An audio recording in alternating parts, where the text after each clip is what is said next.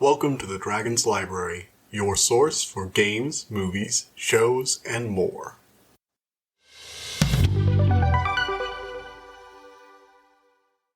Alright everybody, welcome back to the Dragon's Library. Sorry about the little week-long hiatus. I had to go to the hospital. Nothing serious, it just a bit of a rash that started up everywhere. It ended up just being something minor, and I'm coming down from it now. But it was a pain, and I could not record for the last week. Couldn't do much of anything to lay in bed.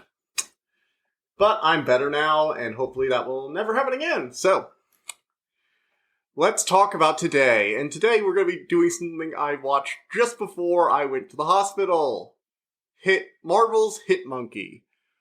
So, this is a Marvel show on Netflix. Oh, not Netflix, on Hulu. And oh my god, this might be one of the worst things with the Marvel brand that has come out since Iron Man. Like, I'm actually debating whether this is worse than, whether or not Iron Fist is worse than this. I think Iron Fist is still the worst thing that's come out of this, up there with the Eternals movie, whatever that thing was, you know, that Eternals movie where they had the Eternals go to Hawaii. Not the Eternals, I'm sorry, the Inhumans. Eternals was good, I liked Eternals. I'm sorry, the Inhumans movie. So there's the Inhumans movie, Iron Fist, and now there's Hit Monkey. I know this is animated, but What If is animated, so I officially count this now, and I really wish I didn't. Like, I'm not sure I want to... No, you know what? This isn't MCU, so it doesn't count. It's not in the same universe. It's in, like, their animated universe or whatever. But OMG, this is a shit show. Like, oh, God. Where to even begin? I guess, start off with the basic plot. So, the idea is, this is about... so the show starts off in Japan. There's a prime minister, political race for prime minister. And, you know, obviously there's the evil side who's in bed with the Yakuza and stuff. And then there's the good side who is, you know, trying to, you know, go on a anti-corruption platform. And meanwhile we're following this assassin called Bryce. He's, you know, one of those, like, upbeat, like, ridiculous, over-the-top assassins. He's like, yep, got all my guns, got all my things. Yeah, you guys should smile more. And right from the word go, from the first episode, I knew I was going to hate the show. But first off, it starts out, Bryce assassinates, the not dickish, you know, campaign runner, the prime minister candidate, and, his, you know, what was it? I think his brother and his daughter both, was it his daughter? Yeah, I think it was his daughter. I forget whether or not she was his daughter or not. Regardless, it was Ken Takahara and then his daughter and his running mate. And they end up, you know, obviously everyone's dead. He goes to collect his money, but of course the evil, corrupt group turns on him and orders him killed.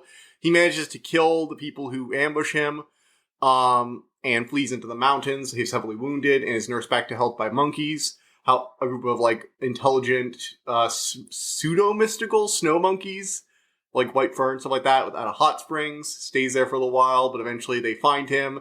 They kill all but one of the monkeys, the one who had been really, really scared of him and afraid he was going to bring, like, outsiders and that he was an evil person.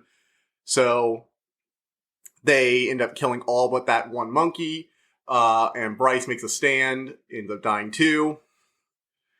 And the monkey uses Bryce's equipment to kill them all. Now he seeks vengeance for the one who killed his tribe and, you know, dragged him into this world of blood. And OMG, it's so melodramatic and so not at the same time. You can see every plot point coming in this. It is not that surprising at all. Even the final twist, I called it so early.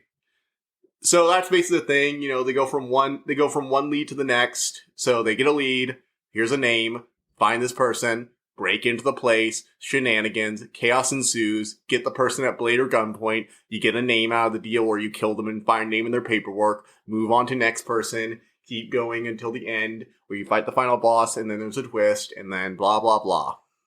Lots of colorful assassins and stuff like that, and I'm assuming Marvel characters that make cameos. I noticed a few that I recognized. I didn't recognize all of them, I'm sure. But the story is very formulaic. All the characters are so annoying. Like, the dialogue. Look, I know there's this, a lot of people say Marvel characters quip too much.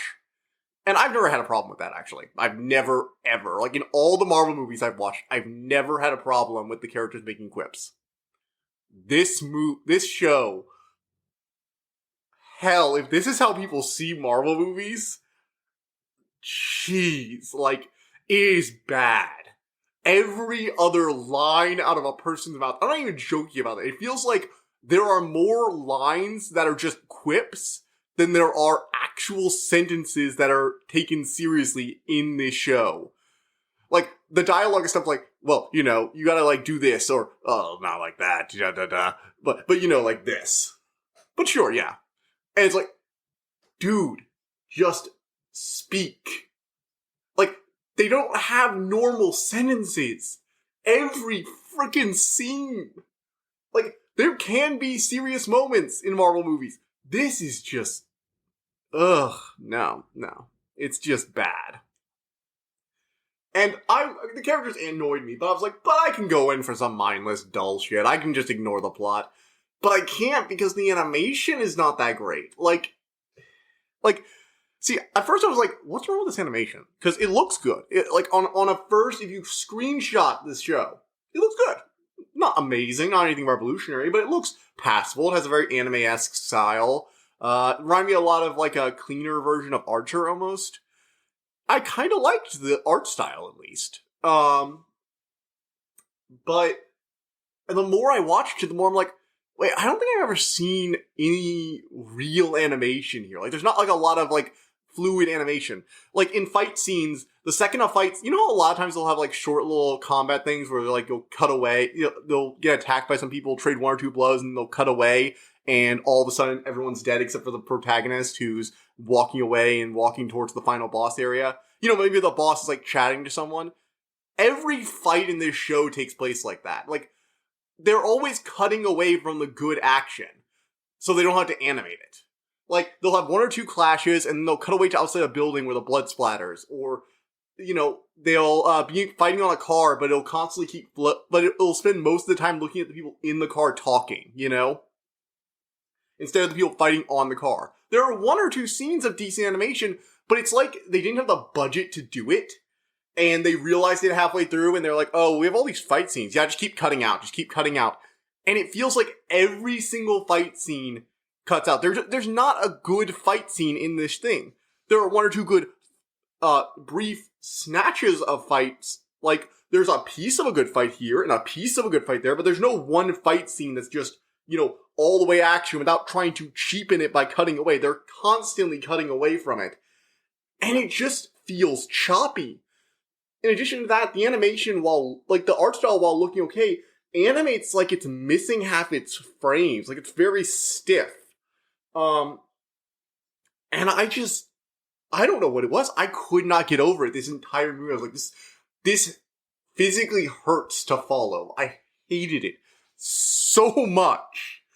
And I really do try to give anything I watch the benefit of the doubt. Like, I don't go into things expecting to dislike them. I do this because I really, really enjoy action movies and fantasy and sci-fi. I love this stuff. A monkey assassin? Sure, I was game for that. But not if you're just gonna do it this poorly. Like, why would you, like, this is trying to market itself as like one of those R-rated animated shows with all the balls-to-wall action. And I watched Super Crooks recently, and like, that show has like nothing for you plot and theme-wise. Like, it is just kind of like a gratuitous violence and super villainy kind of thing. And guess what? It was fun. It was at least fun. Like, the action was good. The gore was good. This, every once in a while, they'll just cut from, like, this super choppy fight scene to a body cut in half and be like, oh, yeah, isn't that my fault? And I'm like, yeah, it might have been if you finished animating the whole thing. And, like, I get you have to chop away from some things because, like, you're not going to show everything, but, like, I'm not asking for that. I'm just asking that if you're going to do this stuff, you do it well. Or at least, like, show us what you're doing. I feel like they did not have enough people who knew how to draw all of a fight scene, so they drew, like, parts of it. It just, I don't know. I really don't know. I just really, really hated this. I'll go ahead and give this a 3 out of 10. if you're looking for something and you literally have nothing else to watch and you're willing to completely turn off your brain, I guess it's passable popcorn entertainment. There are no real deep messages to this one. The characters are going to probably get on your nerves. But hey, at least the still shots look okay, and there's one fun character. Gods, that is bottom of the barrel. This is the lowest thing I've graded so far. 2 out of 10, do not watch this. There's way better Marvel stuff. Like, a lot of it. So, this is the non-spoiler section of the review. It's been a very negative one. I am sorry about that, but I think this is one of the worst thing Marvel was released in years. Like, it's up there for me with the Inhumans movie that's set in Hawaii and Iron Fist. The only good thing about this movie, let's see here, one good thing. I will say one good thing about this. There was this character called Lady Bullseye, the assassin lady. I liked her. She was pretty cool. She was very threatening whenever she was on screen. And she actually had one of the only, 2 fight scenes I could say that weren't super chopped up. So, I will admit, Lady Bullseye, she was pretty good. Okay? Wow, that's basically it, isn't it? Shit. Okay, well, we're going to move on to the spoiler section. If you have not seen this, you can just keep listening. This is not going to haunt you to your dying grave for having gotten spoiled on. Seriously, this thing is, so cliche. Okay, so he keeps hunting people down. So, getting to spoiler section. We're officially there. Alright. This plot is so dumb. I'm sorry. It is. So the monkey goes off to get revenge. He's, obviously he's a monkey. He doesn't really understand what's going on. He's intelligent. There's this weird thing where it's, unclear how much they understand him. At some point, they'll understand everything he wants them to do. And at another point, they'll be like, I don't understand what you want me to do. It's like, you basically mind read him a few minutes ago. Make up your mind, movie. But, all movies do this when they have protagonists they can't talk. So, whatever, fine. There's a decent amount of, okay development with him and the assassin he's tied to. We get a little more on Bryce's past later on in the series, and it's like, oh, so he got into this because he kind of had to, and I don't know, it just felt very, cliche, boring plot to me. I just did not care. The 2 side plots that really matter are the rookie police girl who gets tied up with the older grizzled police cop who was at the assassination after his other partner dies in that assassination attempt. Successful assassination, I guess. And, he's the drunken one everyone watches out for, and he ends up dead, and she quits to help the monkey, whatever. And then you have the daughter, I think it was the daughter, I think she was the daughter, Aiko. What was her name? It was Aiko, right? Akiko. And she is looking, convincing her uncle to run for prime minister in her father's absence. And is trying to figure out what's going on, wants to talk to reporters, that kind of stuff. She's fine, I guess. It's alright, but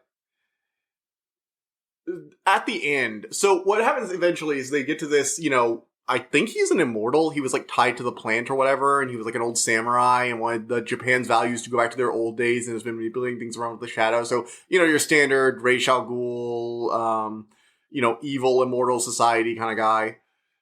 I think he was immortal. That's the thing. I'm not sure. They don't really outright state it, but I think he was immortal because he lost his weird glowing eyes when the plant got cut down. I don't know. I can't be bothered to look this shit up anymore. I'm just so tired of the show. And that's when so the guy who he had been backing, the evil politician, had lost the race by a little bit, and but the guy didn't seem that concerned. And then at the final speech, he reveals what I thought the whole time. I was like, oh, the uncle's gonna be the traitor. Yep, the uncle's the traitor. So it turns out the uncle makes a passing line. It's a friend of mine said such and such. And it's oh, that was the line that the immortal samurai guy made as he died. Oh shit, he was the head honcho all along. So apparently that, this shady bonsai guy reached out to him, and because his brother was losing or whatever, and he decided to,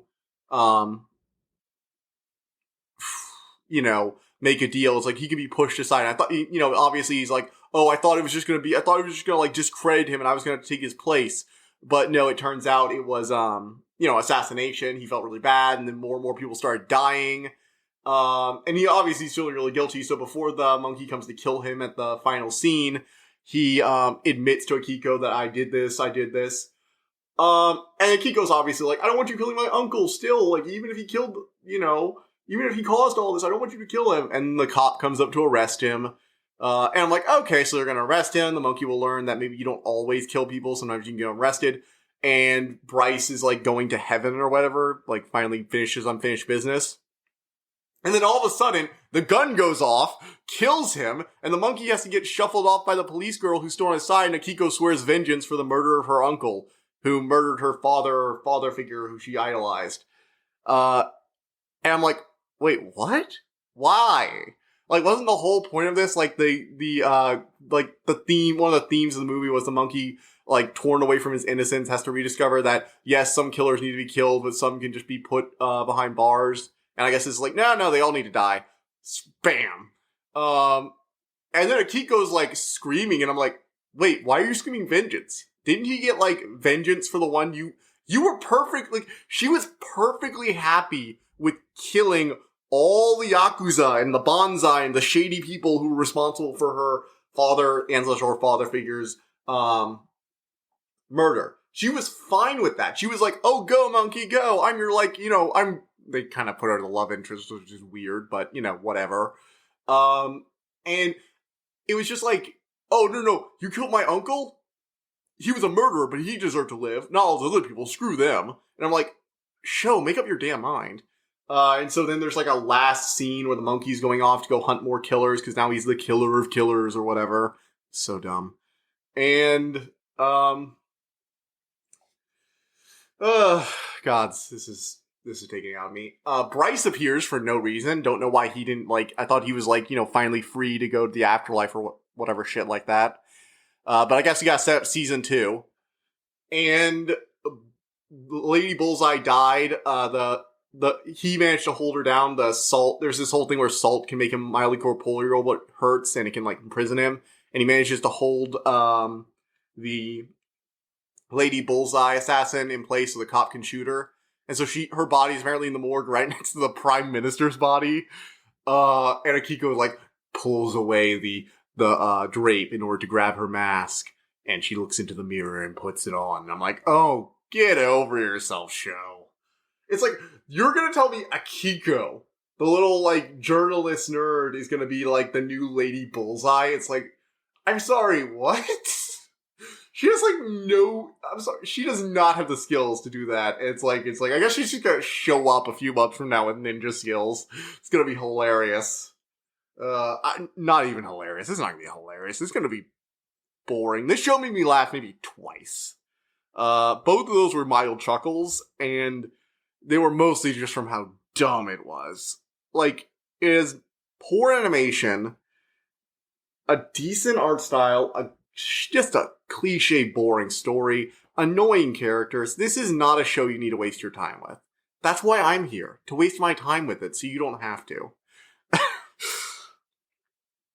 But yeah. See you guys next time. We will be talking about something better. Let's see, what's on the schedule here? Ooh, another video game, that's right. So, in preparation for Horizon Forbidden West coming out next month, I was going to go ahead and review Horizon Zero Dawn. It's an old PS4 game that came out a while ago. I think it's on PC now, too. I recently did a, New Game Plus ultra hard mode run through of the game, because I'd never done the New Game Plus for it. And I'm going to talk about it. So look forward to that next time. Alright. See you guys then. Bye. I hope you enjoyed listening to this episode, and thank you for listening to The Dragon's Library. Please subscribe to this podcast to be notified of new episodes. The Dragon's Library releases new episodes Tuesday and Friday each week, and you can follow us on Twitter at dragon_library2. If you want to suggest an episode topic, my email is in the description below. And as always, thank you so much for all your support.